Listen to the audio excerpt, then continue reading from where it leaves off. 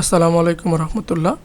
গতকাল অনুষ্ঠিত ব্যবসা এবং এনপিওর অফিস সহকারী কাম কম্পিউটার মুদ্রাক্ষরিক পদের গণিত অংশটুকুর সমাধানের চেষ্টা করি। প্রথমেই ব্যবসায় আসি। বাংলাদেশ এক্সপোর্ট প্রসেসিং জোন 17টি। 9 নম্বর প্রশ্ন দেওয়া আছে যে টাকায় 3টি এবং টাকায় 5টি দরে সমান সংখ্যক আমলকি ক্রয় করে এক ব্যক্তি টাকায় 4টি করে আমলকি বিক্রয় করলেন। ওই ব্যক্তির শতকরা কত লাভ বা ক্ষতি হলো তা নির্ণয় করুন। এখন দেখি যে টাকায় 3টি এবং টাকায় 5টি দরে। প্রথমেই ধরি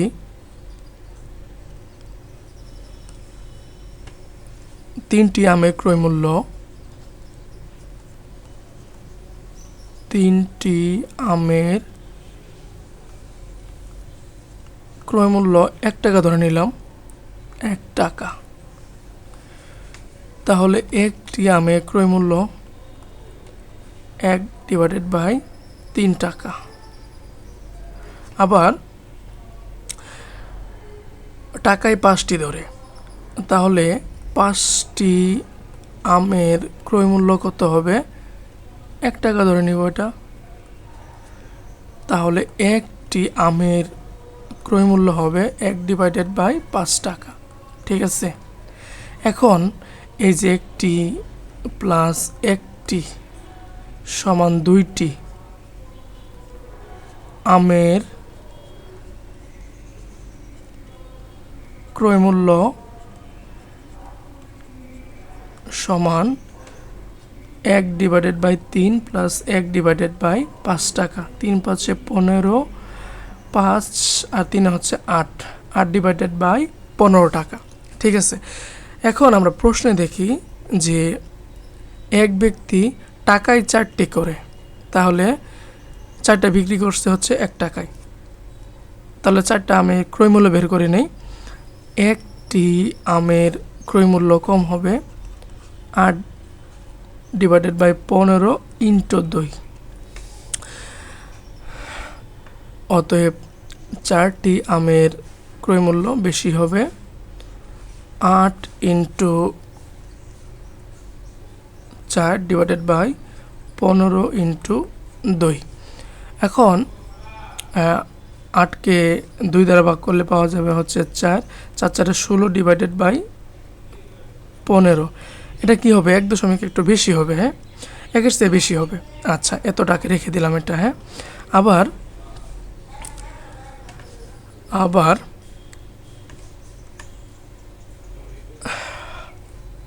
4টি আমের বিক্রয় মূল্য হচ্ছে 1 টাকা। তাহলে কি ক্ষতি হয়েছে না? ক্ষতি সমান বিক্রয় মূল্য 16/15 16/15 মাইনাস 1 টাকা, 1 টাকা। তাহলে লসাগু হচ্ছে 15, 16 থেকে 15 বাদ দিলে হচ্ছে 1 টাকা।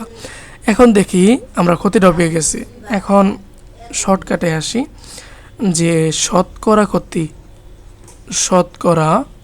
ক্ষতি সমান হচ্ছে ক্রয় মূল্য। ক্রয় মূল্য কত? 4টা আমার ক্রয় মূল্য হচ্ছে 16/15 টাকা। আর ক্ষতি হচ্ছে 1/15 ইন্টু 100%। ঠিক আছে। এখন 1/15 ইন্টু, এটা উল্টে যাবে 15/16 ইন্টু 100%। ঠিক আছে। এখন লেখা যায় তো কি এটা ঐকিক নিয়মে যে এই যে ক্রয় মূল্য কত 15/16 টাকায় ক্ষতি হয় 1/15 টাকা, একে কত 100 কত। ঠিক আছে। আচ্ছা, 15 1/16 1/16 ইন্টু 100%, যেটা হিসাব নিকাশ করে আসবে হলো 6.25%। ঠিক আছে, ব্র্যাকেট দিয়ে নেই, ভালো হবে। ঠিক আছে, তাহলে পরেরটায় আসি। তাহলে উত্তরটা হবে ওই ব্যক্তির শতকরা ক্ষতি 6.25%।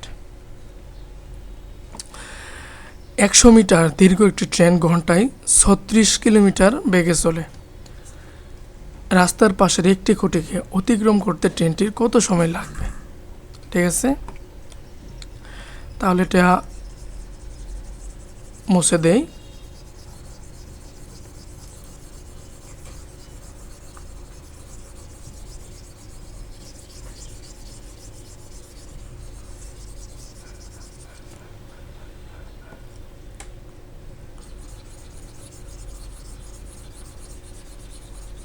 আচ্ছা,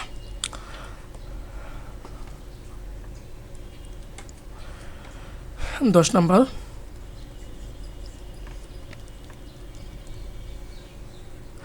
আমরা জানি যে 1 ঘন্টা সমান 3600 সেকেন্ড এবং 36 কিলোমিটার সমান 36,000 মিটার।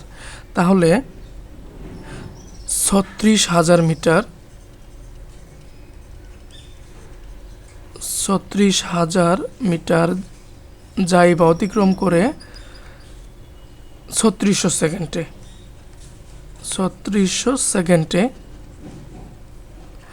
তাহলে 1 মিটার যাই 3600 ডিভাইডেড বাই 36,000 সেকেন্ডে।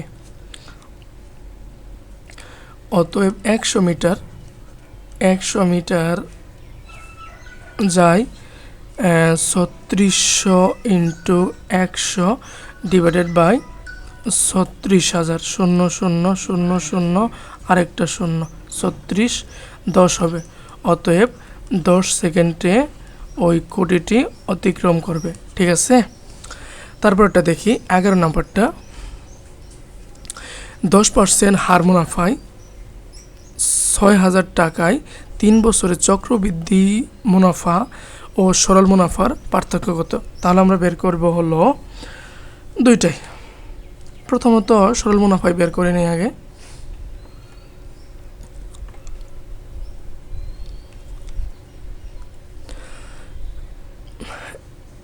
এগারো নম্বর দেওয়া আছে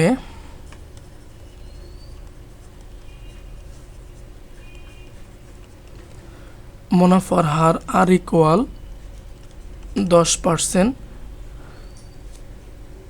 আসল পি ইকুয়াল 6,000 টাকা, সময় এন ইকুয়াল দেওয়া আছে হচ্ছে 3 বছর। আচ্ছা, তাহলে সরল মুনাফা I equal P R N divided by 100। যদি এটা 10 ডিভাইডেড বাই 100 লেখা হয়তো না, তাহলে শতকরা নিয়ে আসলে হয়তো, তাহলে পি আর এন এই যে হরে 100 দেওয়া লাগতো না। ঠিক আছে, যেহেতু 10% রেখে দিয়েছি এর জন্যই P R N divided by 100। আচ্ছা, 6,000 ইন্টু 10 ইন্টু 3 ডিভাইডেড বাই 100, 0000 318।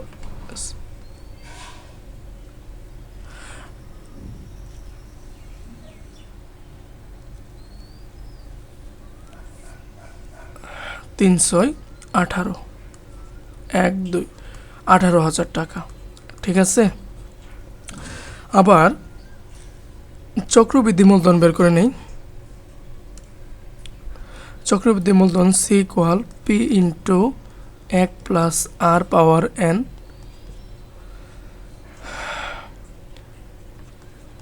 ছয় হাজার 1 প্লাস আর, তাহলে হবে 10/100 না, 11/10 হবে। একদমই লিখে দিই, এটা সহজ হবে। 11 ডিভাইডেড বাই 10 পাওয়ার 3,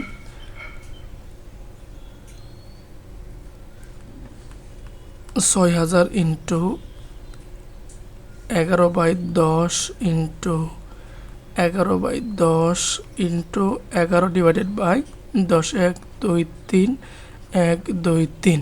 এখন দেখি কত আসতেছে। 6 11 66 গুণন 11 11। আরও তো ক্যালকুলেটর হিসাব করতে হবে, বুঝতে পারছি। আচ্ছা, পরীক্ষার হলে তো আর ক্যালকুলেটর থাকে না। 66 গুণন 11 গুণন 11, 7986। 7986। আচ্ছা,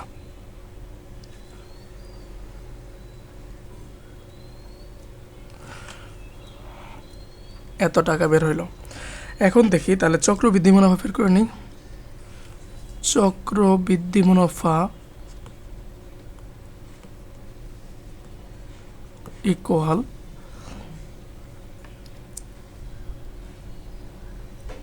7986 মাইনাস হলো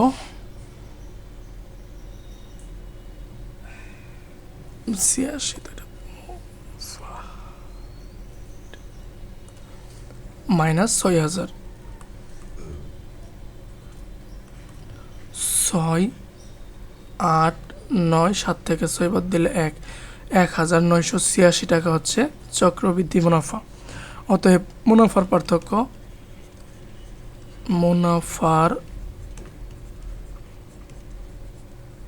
পার্থক্য ইকুয়াল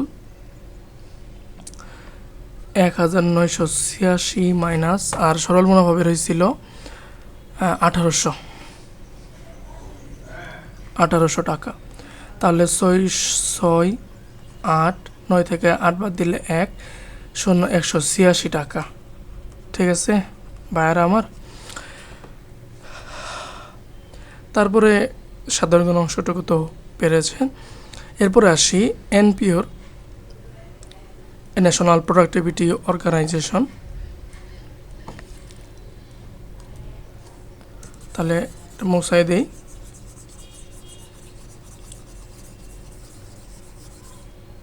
আচ্ছা, বাংলা ইংরেজি গণিত 1 নম্বর। গণিতের 1 নম্বর বলছে যে 2 অঙ্ক বিশিষ্ট কোনো সংখ্যার একক স্থানীয় অঙ্কটি দশক স্থানীয় অঙ্ক অপেক্ষা 2 বেশি।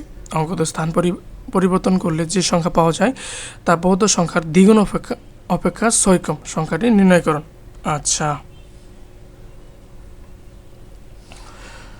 গুরুত্বপূর্ণ প্রশ্ন। ধরি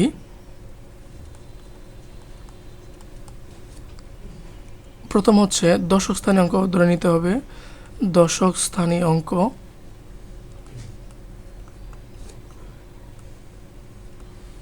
ইকুয়াল x ধরে নিলাম। তাহলে একক স্থানীয় অঙ্ক হবে এর চেয়ে 2 বেশি। ঠিক আছে, এখন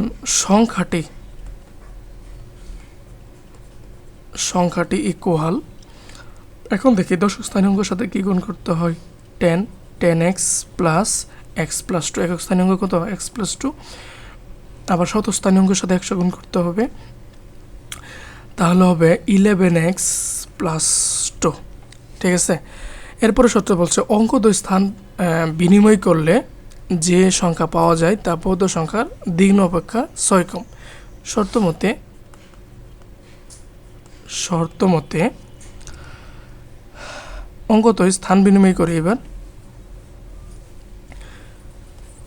10 into x plus 2 plus x equal, দ্বিগুণ হবে না, 2 ইন্টু 11x প্লাস 2 মাইনাস 6, 6 কম। গুণ করে নেই। 10x plus 20 plus x equal 22x plus 4 minus 6, 11x plus 20 minus 22x minus 2 plus হয়ে যাবে ইকুয়াল 0, বা এই পাশে হচ্ছে মাইনাস 11x 22, এ পাশে গিয়ে হবে মাইনাস 22। অতএব মাইনাস দ্বারা গুণ করলে পাওয়া যাবে 11x ইকুয়াল 22, অতএব x ইকুয়াল পাওয়া যাবে হচ্ছে 2। এখন বলছে যে সংখ্যাটি নির্ণয় করুন, অতএব নির্ণয় সংখ্যাটি ইকুয়াল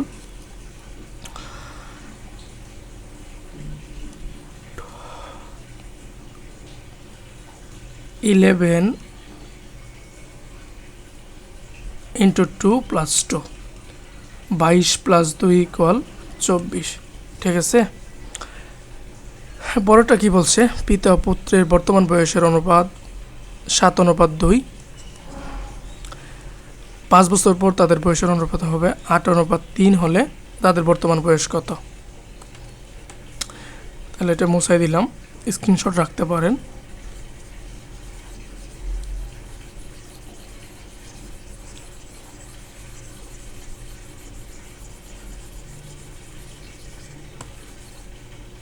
আচ্ছা, 2 নাম্বার অনুপাত দেওয়া আছে, ধরি পিতার বর্তমান বয়স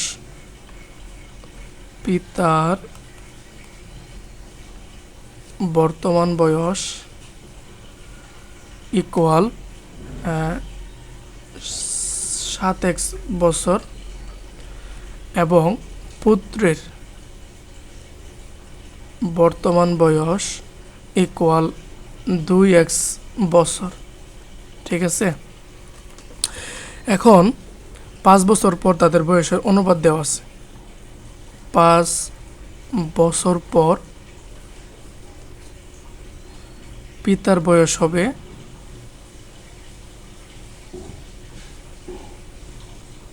ইকুয়াল 7x প্লাস 5 বছর।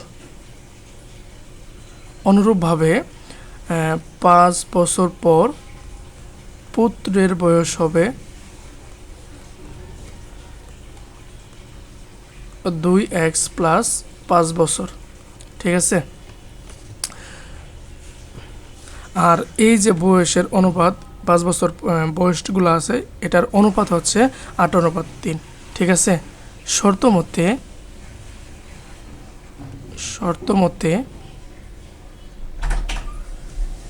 7x প্লাস 5 অনুপাত 2x প্লাস 5 ইকুয়াল হলো 8 অনুপাত হচ্ছে 3। অনুপাতকে ভাগ আকারে লেখা যায় 7x plus 5 divided by 2x plus 5 equal হচ্ছে 8/3। এখান থেকে x এর মানটা বের করে আর গুণ করি, 3 সাথে 21x plus 15 equal 16x plus 40, বা 21 থেকে 16 বাদ দিলে 17, 18, 19, 20, 21, 5x ইকুয়াল 40 থেকে 15 বাদ দিলে পাওয়া যাবে হলো 25। এইখান থেকে x এর মান হলো 5। ঠিক আছে, এখন প্রশ্ন বলছে তাদের বর্তমান বয়স কি ধরে রাখছি 7x, তাহলে 5 সাথে 35।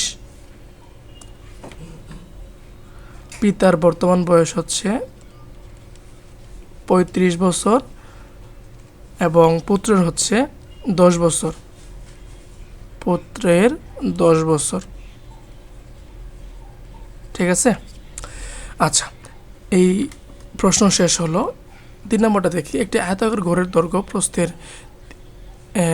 3/2 গুণ বা 2 এর 3 গুণ এবং ক্ষেত্রফল 384 বর্গ সেন্টিমিটার হলে উক্ত ঘরের পরিসীমা এবং কর্ণের দৈর্ঘ্য নির্ণয় করতে হবে। স্ক্রিনশট রাখতে পারেন। ঠিক আছে,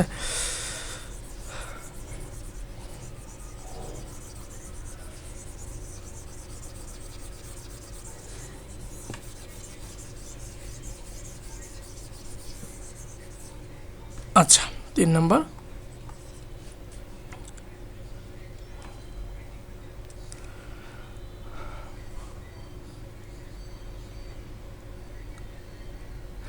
ধরি প্রস্থের 2 এর 3 গুণ, তাহলে ধরি প্রস্থ ইকুয়াল 2x মিটার, বর্গ সেন্টিমিটার, তাহলে কি সেন্টিমিটার, ঠিক আছে। প্রস্থ 2x সেন্টিমিটার, তাহলে দৈর্ঘ্য হবে কি প্রস্থের 2x এর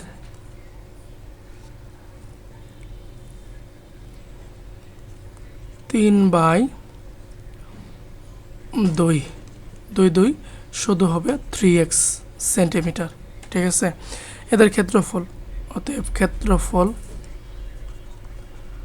ক্ষেত্রফল ইকুয়াল 6x স্কোয়ার বা 6x স্কোয়ার সেন্টিমিটার স্কোয়ার, বর্গ সেন্টিমিটার। আর এইটুকুর মান দেওয়া আছে হলো 384। তাহলে শর্ত মতে 6x স্কোয়ার ইকুয়াল 384 বা x square equal 384 divided by 6, 636, হাতের থাকে হইল 2, 24, 424, 64, মানে 8 হবে। অতএব x ইকুয়াল হচ্ছে 8 সেন্টিমিটার। এখন বলছে যে ঘরের পরিসীমা। আমরা জানি যে আয়তাকার ঘরের পরিসীমা সমান 20 দৈর্ঘ্য প্লাস প্রস্থ, পরিসীমা ইন্টু দৈর্ঘ্য আছে হলো, আচ্ছা দৈর্ঘ্য তো বের করলাম হচ্ছে 8, আর প্রস্থ হবে, দৈর্ঘ্য 8 না, কেন 8 না, এটা শুধু তো x এর মান বের করলাম, আর একটু বাকি আছে।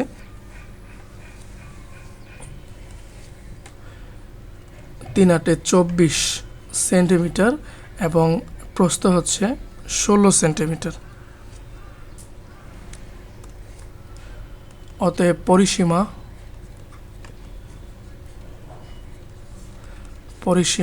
2 ইন্টু 24 প্লাস 16, 30, আর 10 40, 40 দ্বিগুণ হচ্ছে 80 সেন্টিমিটার।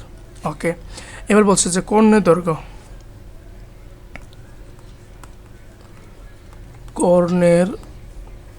দৈর্ঘ্য, equal root over a square plus, মানে দৈর্ঘ্য স্কোয়ার প্লাস প্রস্থ স্কোয়ার।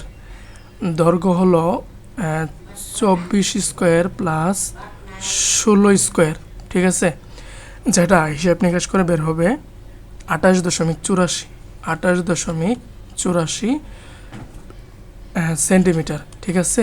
একটাই প্রশ্ন ছিল, তাহলে ক্লিয়ার। শীঘ্রই আমি সম্পূর্ণ প্রশ্ন সমাধান করার চেষ্টা করব। খুব ব্যস্ততার ভিতরে সময় যাচ্ছে, এর জন্যই সম্পূর্ণ প্রশ্ন সমাধান করতে পারতেছি না।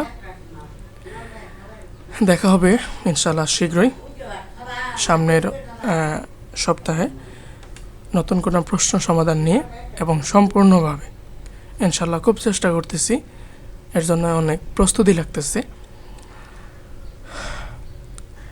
আর যেহেতু পরীক্ষা দিয়ে ফেলছেন, রিল্যাক্সে সমাধান করার চেষ্টা করলাম, তাড়াহুড়ো নাই। ধন্যবাদ সবাইকে। আসসালামু আলাইকুম রহমতুল্লাহ।